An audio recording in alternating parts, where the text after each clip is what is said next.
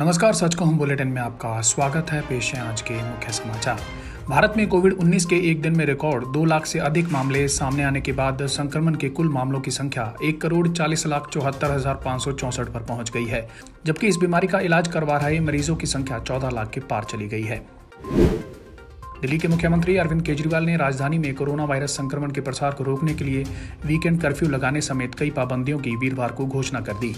इस दौरान mall, gym, spa और सभागार बंद रहेंगे। सुप्रीम कोर्ट ने इसरो के वैज्ञानिक नंबी नारायण से जुड़े 1994 के जासूसी मामले में दोषी पुलिस अधिकारियों की भूमिका पर उच्च स्तरीय समिति की रिपोर्ट सीबीआई को सौंपने का वीरवार को आदेश दिया और एजेंसी को मामले में और आगे जांच करने का भी आदेश दे दिया। गुजरात आतंकवादी रोधी दस्ते एटीएस के साथ मिलकर भारतीय तटरक्षक बल ने वीरवार को कच्छ जिले के जखाऊ तट के समीप मछली पकड़ने वाली एक नौका पकड़ी, जिसमें 8 पाकिस्तानी नागरिक सवार थे। केंद्रीय स्वास्थ्य मंत्रालय ने वीरवार को बताया कि 4 दिवसीय टीका उत्सव के दौरान महाराष्ट्र, राजस्थान और उत्तर प्रदेश में कोविड-19 रोधी टीकों की 1 करोड़ से अधिक खुराकें दी गई हैं।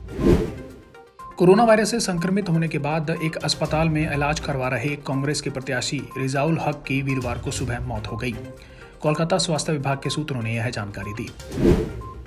अमेरिका के एक शीर्ष खुफिया अधिकारी ने सांसदों से कहा है कि चीन तेजी से अमेरिका का निकट प्रतिद्वंदी बन रहा है, जिससे कई क्षेत्रों में चुनौतियां खड़ी हो गई हैं और साथ ही वह वैश्विक नियमों में इस तरह के बदलाव कर रहा है जिससे चीन की तानाशाही व्यवस्था को फायदा मिले। अमेरिका के एक सांसद ने बैसाखी के त्योहार के महत्व को मान्यता देने और इसे मनाने वालों के लिए प्रतिनिधि सभा में एक प्रस्ताव पेश किया। WTO में कोविड-19 वैक्सीन के लिए बौद्धिक संपदा अधिकार के व्यापार संबंधित पहलुओं ट्रिप्स में छूट पाने के भारत और दक्षिण अफ्रीका के प्रस्ताव पर अमेरिका ने कोई वायदा नहीं किया है। अब खबरें हरियाणा से। कुंडली बॉर्डर पर धरने पर बैठे किसानों की झोंपड़ियों में वीरवार को भयानक आग लग गई। फायर ब्रिगेड की गाड़ियों ने बामुश्किल आग पर काबू पाया। हालांकि इससे पहले ही सब कुछ राख हो चुका था। किसान नेता बलदेव सिंह सरसा ने सरकार पर आरोप लगाए हैं। उन्होंने कहा कि शरारती तत्वों द्वारा आग लगाई गई है। यह सब सरकार के इशारे पर हुआ है।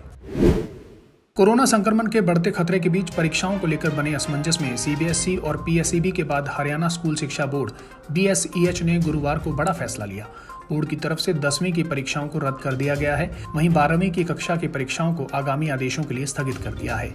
12वीं की परीक्षाओं पर फैसला 31 मई के बाद होगा।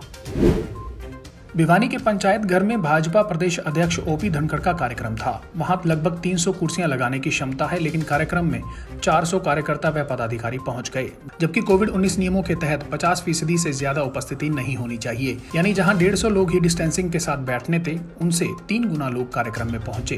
कोरोना काल में यह लापरवाही भारी पड़ सकती है। वहीं ऐसा ही हाल रेवाड़ी में देखने को मिला, जहां डॉक्टर भीमराव अंबेडकर की 350 किलोग्राम से ज्यादा वजनी कांस्य प्रतिमा का अनावरण डिप्टी सीएम दुष्यंत चौटाला ने किया।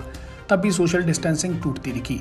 इसके बाद उन्होंने अंबेडकर भवन में जनसभा को संबोधित किया। इसमें 450 कुर्सियां लगाई गई थी, जो लगभग सभी भरी थी। इसके बाद गुरुटेक सोसाइटी में शिकायत देने वालों का जमावड़ा लगा रहा, जहां 30% लोगों के चेहरे पर भी मास्क नहीं थे। हरियाणा में कोरोना का संक्रमण बेहद तेजी से बढ़ने लगा है। गृह मंत्री अनिल विज ने पुलिस को सख्ती बरतने का निर्देश दिया है, तो वहीं मुख्यमंत्री मनोहर लाल ने वीरवार को सभी डीसी, एसपी और सिविल सर्जन के साथ समीक्षा बैठक की। इस दौरान हरियाणा के डिप्टी सीएम दुष्यंत चौटाला और स्वास्थ्य मंत्री अनिल विज भी मौजूद रहे। वहीं सीएम मनोहर लाल ने साफ किया कि प्रदेश में ऑक्सीजन और वेंटिलेटर की कोई कमी नहीं है।